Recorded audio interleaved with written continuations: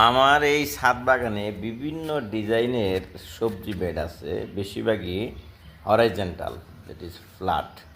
তো এতে হয় কি, অনেক সবজি লাগানো যায়। এই যে এইগুলি হচ্ছে প্লাস্টিকের ড্রাম আছে, যে তেলের ড্রাম, সেগুলির একটাকে দুই টুকরা করে দুইটা করে বানাইছে একটা দিয়ে।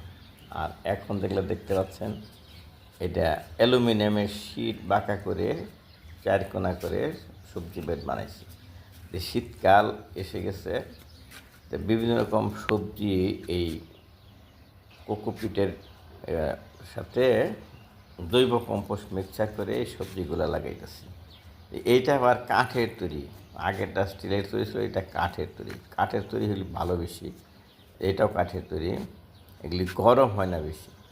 তো এই যেগুলো পুরাতন আছে এই গাছগুলো তুলে ফেলবো, আবার নতুন নতুন সবজি লাগাবো। ধন্যবাদ।